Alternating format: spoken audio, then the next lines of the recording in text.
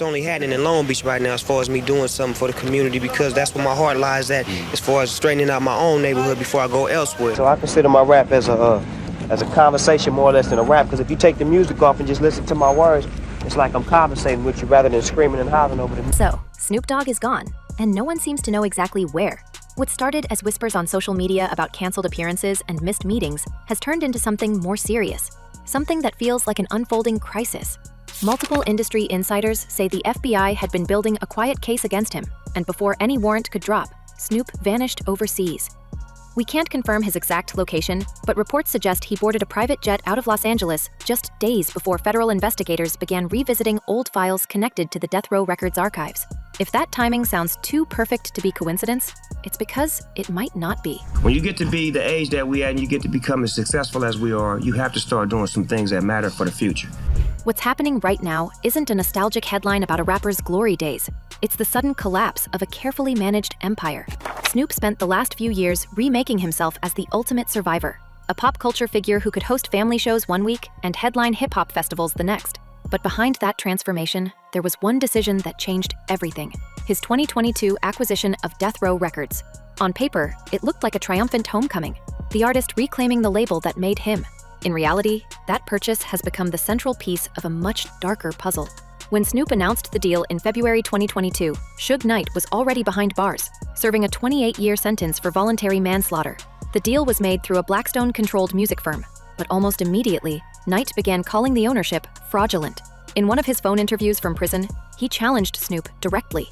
"Show me the paperwork. Show me what you own." That wasn't just ego or nostalgia talking.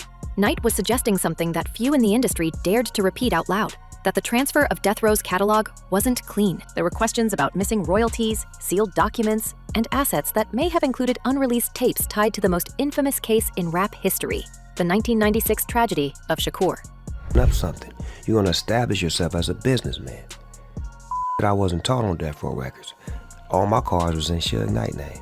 We've learned that when Snoop took control of Death Row, the LA Police Department had already reopened certain threads connected to Shakur's unsolved case.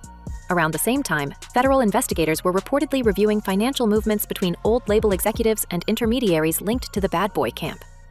Then, in late 2023, an internal police transcript surfaced, the now infamous Keefe D interview, recorded years earlier but never publicly released until prosecutors filed it in a Nevada court. In that transcript, Keefe D claimed that Sean Diddy Combs had once offered millions for the passing of Shakur and Suge Knight. The name Snoop appeared only briefly, but that was enough. According to one retired investigator we spoke with, if that transcript is legitimate, it opens a trail that leads right back to anyone who profited from controlling Death Row's narrative.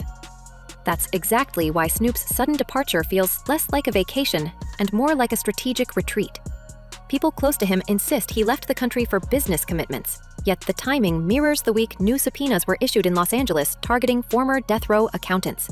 Those subpoenas reportedly sought records of licensing agreements signed after Snoop's 2022 purchase, contracts that might show whether material evidence related to the original Shakur investigation was moved or destroyed. None of this has been confirmed by law enforcement, but the pattern is difficult to ignore. Legal troubles. Lately, it is the legal problems, charges he was involved in a Southland murder that have... What's especially striking is how the entire story seems to loop back to 1993, when Snoop was first accused in a shooting that left a rival gang member lifeless. He was acquitted, claiming self-defense, but that trial introduced him to the kind of surveillance and legal scrutiny that never truly disappeared. He built his legend on beating the system, on surviving both the streets and the courtroom. Now, decades later, it feels like the same forces are circling back. Only this time, the stakes are higher. The FBI isn't chasing a street crime. They're tracing the financial and historical ownership of a label that was once at the heart of one of America's most mysterious unsolved cases. When Suge Knight began publicly accusing Snoop of destroying hip-hop and making everything flop, most dismissed it as bitterness. But insiders now claim those interviews were more than rants. They were warnings. Knight said more than once that Snoop had been trying to create something Suge made without showing proof of payment. Industry lawyers noticed that Snoop never released the official sale documents. And in late 2023, when Suge claimed Snoop had been trying to bail out Keefe D, it stopped sounding like old man gossip. It sounded coordinated. According to Knight, Snoop wanted Keefe D free because he was talking too much.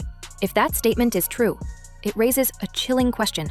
What could Keefe D possibly reveal that would make one of hip-hop's most beloved figures flee the country? Snoop Dogg saying he owns Death Row is no different than me saying Tupac was alive because I had the unreleased Tupac music.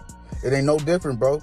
We can trace the tension all the way through 2024, as Diddy's own legal troubles exploded, with federal raids in both Los Angeles and Miami, and charges of racketeering and trafficking. The culture began to turn inward. Everyone started asking who else might fall. Suge Knight called out the silence from other big names, mentioning Jay-Z, Dr. Dre, and Snoop among those not stepping up.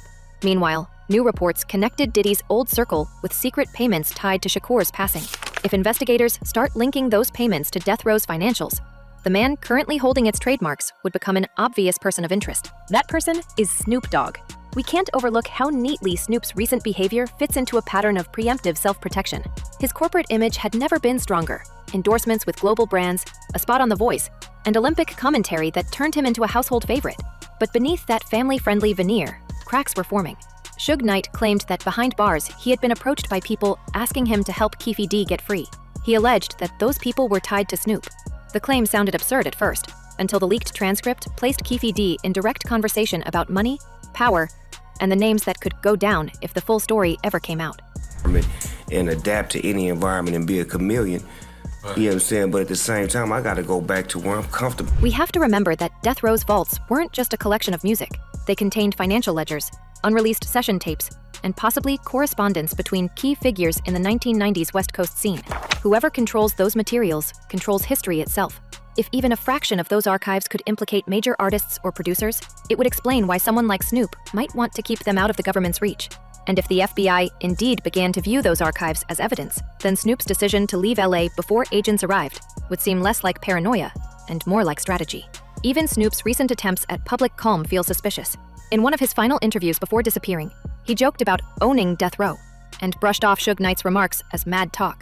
But when journalists asked for confirmation of the purchase terms, his team declined to provide documentation. Blackstone, the investment firm that facilitated the sale, also avoided public comment. Then came the sudden quiet, the canceled shoot in Arizona, the unannounced flight out of Burbank, the abrupt radio silence from his usually active social accounts. I have never seen, until Kendrick now, I'd never seen anybody from where I'm from, the area I'm from, the place I'm from, do what. Now we're left piecing together fragments, a disputed record label sale, an old case reignited by a single transcript, and a cultural icon moving across borders just as investigators begin to tighten their focus. The question is no longer whether Snoop Dogg is in trouble. The question is what he knows, and who else might be implicated if those Death Row archives ever resurface. Because for decades, Snoop built his brand on loyalty. To Dre, to the streets, to the memory of the West Coast. But if he's running now, we have to ask the one question no one wants to face. After all this time, who is Snoop Dogg really protecting? I just get right on the side of his head and just start talking to him in his ear. Just talk. And that brings us back to the moment that started the whispers all over again. Snoop's 2023 interview with Logan Paul. In that conversation, he spoke about visiting Shakur in the hospital after the Las Vegas shooting, claiming he saw him wrapped up but still fighting. It was a touching memory, or so it seemed, until Suge Knight publicly called it a lie. From his prison phone, Suge said flatly, "That definitely didn't happen. Snoop didn't go to the hospital. That's a lie." Hearing that from the man who was actually in the car that night changes everything.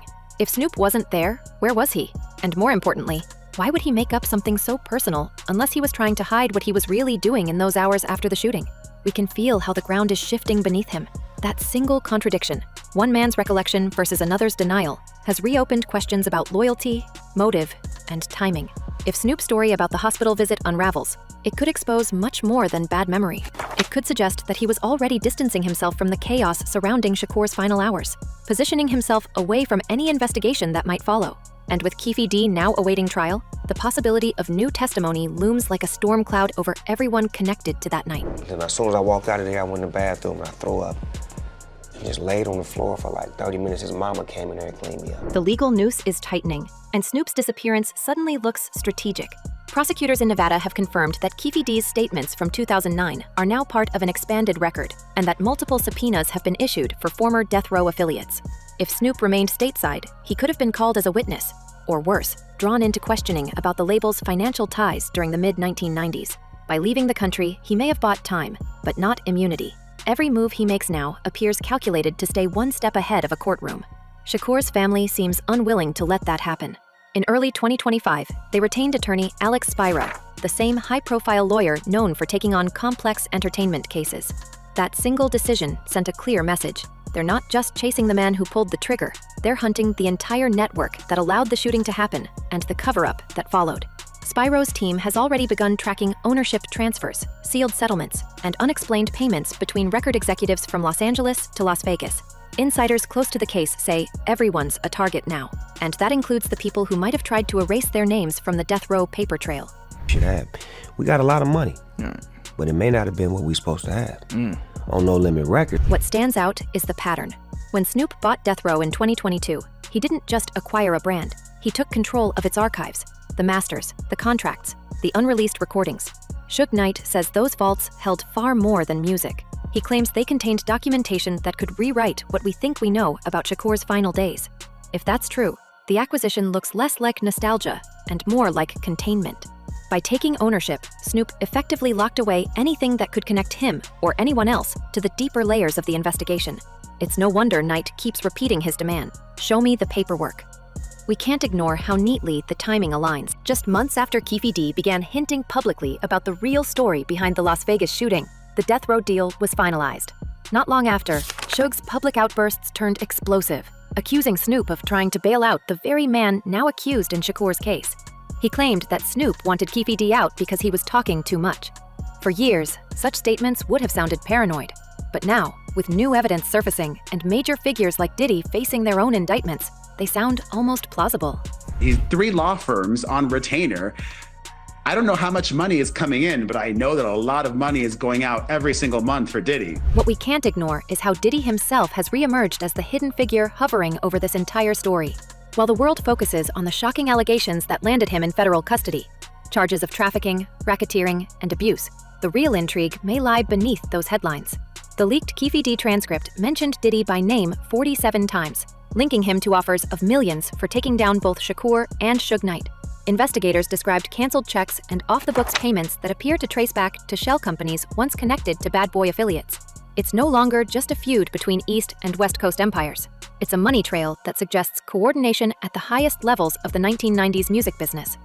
We can see how Diddy's public downfall and Snoop's quiet disappearance now form two sides of the same collapsing empire. While one man faces prosecutors in New York, the other seems to be dodging subpoenas in Los Angeles. Insiders whisper that some of the same federal agents investigating Diddy's finances have started cross-referencing financial records from Death Row's late-era contracts, searching for evidence of reciprocal payments. The suspicion is that those transactions may reveal who financed Keefe D's network, and whether that funding overlapped with Death Row's operational accounts, a connection that would implicate both camps and shatter decades of denial. Meanwhile, Diddy's silence about Snoop's flight feels almost deliberate. He hasn't issued a statement, not even a vague message of solidarity or concern, which is unusual for someone who never misses an opportunity to shape the narrative. That absence has sparked theories inside the industry that Diddy's legal team could be advising Snoop to remain underground. Or worse, that Snoop's self-imposed exile is a way of avoiding becoming Diddy's scapegoat once prosecutors start naming collaborators. After all, in a world where loyalty is currency, someone always pays the price for survival. If this reading is right, then Snoop isn't just running from the FBI. He's running from someone far more dangerous. Because when we line up the timelines, the arrests, and the whispered deals, it begins to look less like coincidence and more like choreography. Diddy's empire may be crumbling in public, but the machinery behind it, the network of executives, fixers, and financiers who once ruled hip-hop's golden age, still holds power.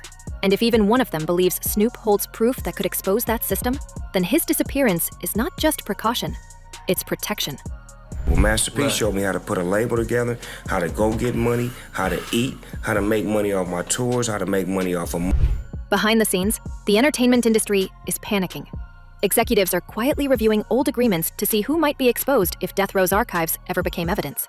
Even artists who once collaborated with Snoop are said to be seeking legal advice, worried that their own names might surface in old ledgers. The walls are closing in, not just on Snoop, but on an entire era that was never fully held accountable. At this stage, it's impossible to separate coincidence from calculation. Snoop's global fame gives him cover. A smiling mentor on television, a corporate spokesman, a lovable veteran of hip-hop. But beneath that surface is a man tied to one of the most volatile histories in music. If Suge Knight's version holds weight, then the death row purchase wasn't a victory lap. It was damage control. And if that's the case, the mystery isn't why he fled. It's what he knew was coming. Now, with the Keefe trial set to proceed, sealed testimonies could name names no one expected.